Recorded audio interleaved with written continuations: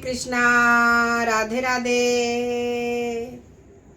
बोल गणपति महाराज की जय। बोल गुरुदेव महाराज की जय।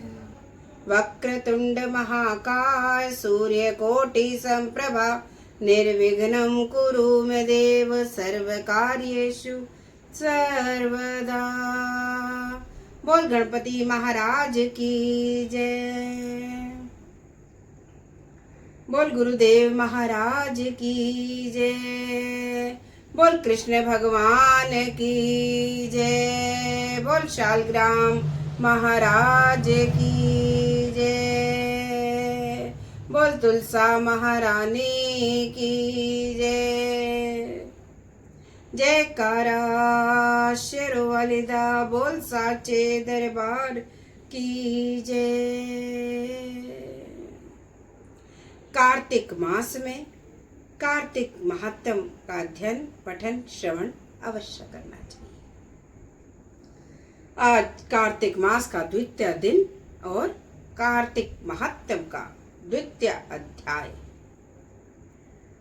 कल प्रथम अध्याय में सत्यभामा जी जो उनसे पूछ रही हैं कि मैं कैसे आपकी पत्नी हुई, पटरानी हुई, और उसके बारे में कृष्ण भगवान जी बताते हैं और आगे कहते हैं भगवान कृष्ण जी सत्यभामा को कि हे सत्यभामा, जब तुम्हारे पिता और पति दोनों राक्षस के द्वारा मारे जाते हैं तो तुम बहुत ही दुखी होती हो और वियोग में बिल्कुल शिथिल पड़ जाती हो और तुम ऐसी हो जाती हो जैसे तुम्हारे देह में प्राण नहीं, और बार बार विलाप करती हो कि अब मैं किसके सहारे जीऊंगी, कौन मेरा लालन पालन करेगा और मैं कैसे जीवन यापन करूंगी।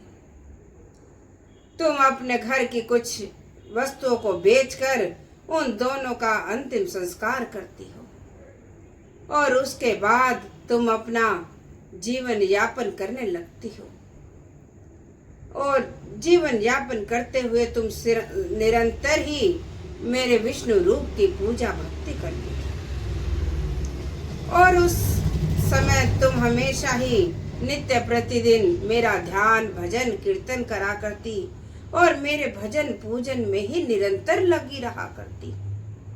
कार्तिक स्नान करती, गंगा स्नान करती, दान करती, दीप दान करती, इतना सब कुछ तुम करती और निरंतर ही तुम मेरी भक्ति में लीन रहती और ऐसे ही तुमने अपना वैधव्य जीवन व्यतीत किया और ऐसे ही जीवन व्यतीत करते करते तुम जब वृद्ध अवस्था में पहुंची, एक दिन कार्तिक मास में तुम गंगा स्नान के लिए निकली। तुम्हारे मन में हमेशा ये रहता कि मेरे प्राण भी निकले तो मेरे भगवान के श्री चरणों में निकले, और गंगा स्नान के लिए चल पड़ी। और गंगा स्नान करने तुम जैसे ही गंगा जी में उतरी और गंगा जी के शीतल जल से जो है तुम्हारा शरीर जो है एकदम शीतल पड़ गया और तुम्हारे प्राण निकल गए। और उसी समय तुमने देखा कि कुछ यम के दूत विमान लेकर तुम्हारी ओर आ रहे और तुम्हें उस विमान में पालकी में बिठाकर मेरे धाम को ले जाए। और वो सुंदर पार्षद जो थे मेरे, वो मेरे ही रूप के लिए हुए मेरे ही समान थे और वो तुम्हें मेरे धाम पर छोड़ देते हैं और तुम निरंतर मेरे ही धाम पर निवास करते हो।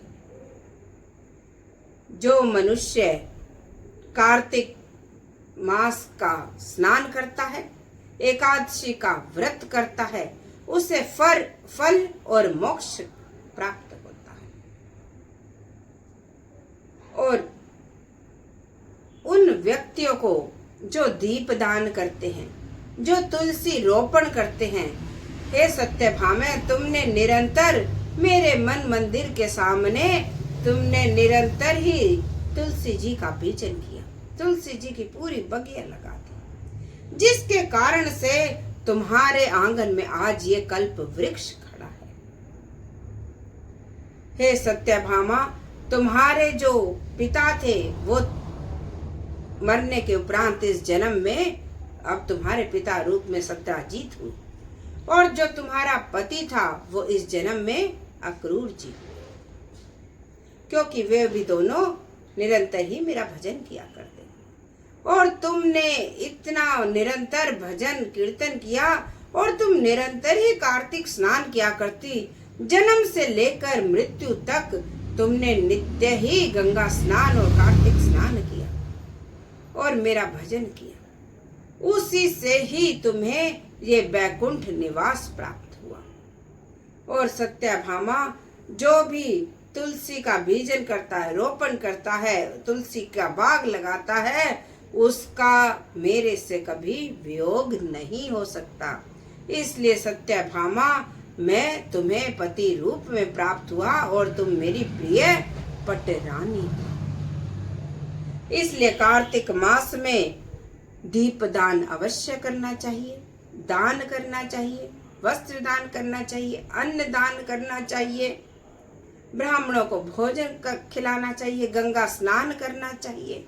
जितना संभव हो सके अपने से अवश्य करना चाहिए, क्योंकि कार्तिक स्नान जो है, कार्तिक मास जो है, ये भगवान विष्णु जी को अति प्रिय मास है। इसमें किया गया कार्य भगवान विष्णु जी को प्रसन्न करने के लिए सक्षम होगा। और जो कोई व्यक्ति भी कार्तिक मास में स्नान करता है, नित्य समय प्रातः भोर में सूर्य उगने से पहले उठकर भजन पूजन करता है, स्नान करता है, उसे कार्तिक मास के फल का प्राप्त होता है और उसे मेरी भक्ति प्रदान होती है और वो मेरा परम भक्त बन जाता है। और इस जन्म में और अगले जन्म में, दोनों ही जन्म में उसे अन्न धन की कभी कोई कमी नहीं रहती। अन्न धन संपदा से वो परिपूर्ण रहता है वो व्यक्ति। बोल कृष्ण भगवान की जय। श्रीमन नारायण नारायण नारायण, भजमन नारायण नारायण नारायण, ओ जय जय नारायण नारायण नारायण, श्रीमन नारायण नारायण नारायण। बोल श्री हरि विष्णु की जय। बोल कार्तिक मास की जय। बोल श्री कृष्ण भगवान की जय। कार्तिक मास में जितना भजन किया जाए, जितना नाम जप किया जाए, जितना गंगा स्नान किया जाए, जितना भगवान के देवालय में, मंदिर में, शिवालय पर भगवान विष्णु के समक्ष दीप दान किया जाए, उस मनुष्य के घर में धन संपदा की कभी कोई कमी नहीं रहती। बोल कृष्ण भगवान की जय। अब तुलसी जी की आरती करेंगे। ओम तुलसी महारानी नमो नमो, हर किए पटरानी नमो नमो, नमो नमो जय जय नमो नमो, तुलसी महारानी नमो नमो, हर किए पटरानी नमो नमो। कौन से महीने में बोई रानी तुलसी, कौन से महीने में बोई रानी तुलसी, कौन से मास हुई री हरियाली, नमो नमो तुलसा महारानी नमो नमो, हर की पटरानी नमो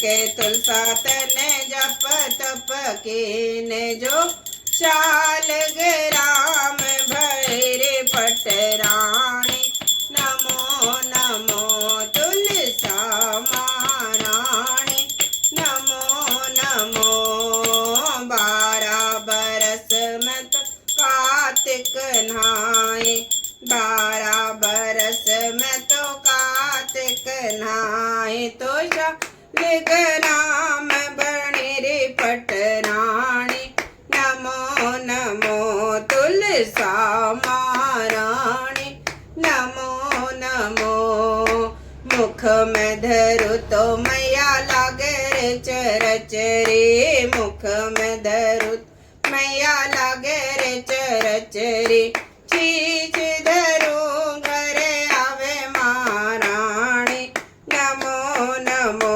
तुलसा महाराणी नमो नमो 56 भोग 36 मेवे 56 भोग 36 मेवे बिन तुलसी हरि एक न माने नमो नमो तुलसा महाराणी नमो कन्या गावे घर वर पावे तिरणी गावे पुत्र खिलावे बुढ़िया गावे श्री गंगा जमुना नावे वैकुंठ बासा दियो महाराणी नमो नमो तुलसा महाराणी नमो नमो सावरी सखीरी में तेरा यश गावे सावरी सखी मैया तेरा यश गावे ब्रह्मा वेद पुराण सुनावे नमो नमो तुलसा महाराणी नमो नमो हर की पटराणी नमो नमो जो तुलसान सवेरे गावे जो तुलसा मेरे गावे गंगा जमुना में गोत लावे जो तुलसान दोपहरी में गावे खीर खांड के भोजन पावे जो तुलसान शाम न गावे जो तुलसान श्याम न गावे श्री कृष्ण के दर्शन पावे जो तुलसान आदि में गावे यम के दूत निकट आवे नमो नमो तुलसा महाराणी नमो नमो हर की पटराणी नमो नमो तुलसा महाराणी नमो नमो बोल तुलसी महारानी की जय बोल शालग्राम भगवान की जय बोल कृष्ण भगवान की जय बोल राधा रानी सरकार की जय कार्तिक मास की जय कार्तिक महात्म की जय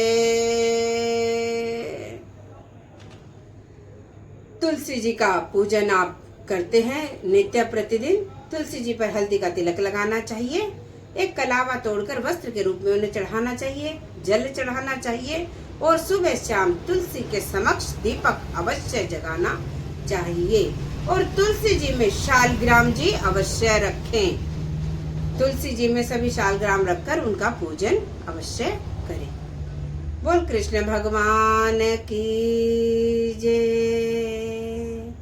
एक और कार्तिक मास की आपको कथा सुनाते हैं एक लपसी था और एक तपसी था और दोनों ही निरंतर भगवान का भजन पूजन किया करते जो लपसी था वो रोज भगवान जी को राबड़ी का भोग लगाता और उनको भोग लगाने के बाद स्वयं भोजन करता। और जो तपसी था रोज बैठकर भगवान की माला करता, जाप करता, उसके बाद वो अपना दिनचर्या करता।